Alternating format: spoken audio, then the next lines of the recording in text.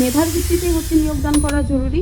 Bangladesh institute of international strategic স্টাডিজে বৃহস্পতিবার centre for governance studies আয়োজন করে গণতান্ত্রিক পুনর্গঠন সংলাপের সাংবিধানিক প্রতিষ্ঠান প্রসঙ্গ আলোচনায় অংশ নিয়েছেন শিক্ষার্থী, শিক্ষক, আইনজীবী, সাংবাদিক, অর্থনীতিবিদ ও রাজনৈতিক দলের প্রতিনিধিরা।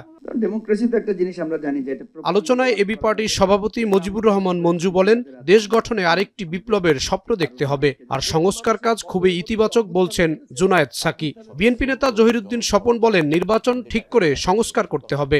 যারাই 90-এর বিপ্লব করেছে তাদের হাত দিয়েই তারা সেটা ধ্বংসপ্রাপ্ত হয়েছে। সম্ভব যদি হতো একটা বিপ্লব করতে পারলেই এই সব সমস্যার সমাধান করা যেত।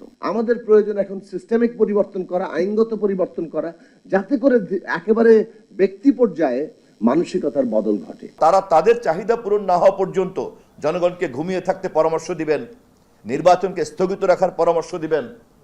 প্রকারান্তরে মনে হবে জনগণের চাইতে তারা বিচ্ছিন্ন বিক্ষিপ্ত একদল বুদ্ধিজীবী। সিনিয়র সাংবাদিক সোরাফ হাসান, আবু সাইদ খান, মাসুদ কামাল তাদের মতামত তুলে ধরেন। তারা বলেন, শেখ হাসিনার পতনে সব রাজনৈতিক দল এক থাকলেও এখন বিভক্তি চলে আসছে।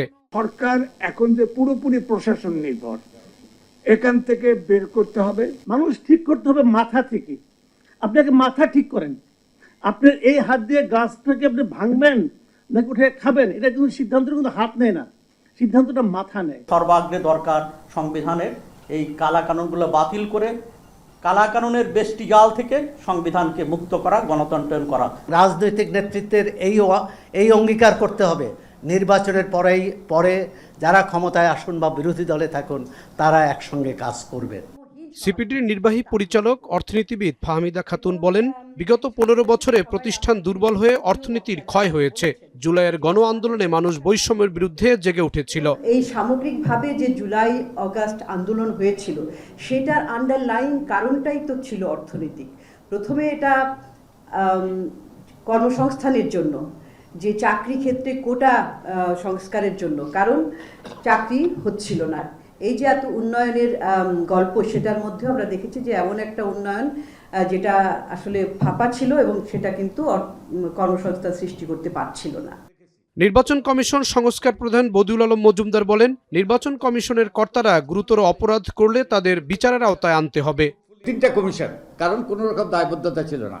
তারা যা অন্যায় করেছে, অন্যায় করে পার পেয়ে যেতে হয়েছে। তাই দায়বদ্ধ করাটা গুরুত্বপূর্ণ, এবং কোনো গণতান্ত্রিক রাষ্ট্রে কেউ দায়বদ্ধতার ঊর্ধ্বে নয়। সব ক্ষমতা এক হাতে যখন কেন্দ্রীভূত হয় তখন সেটা ভয়ানক, মন্তেস্কর কথা, আমার কথা নয়।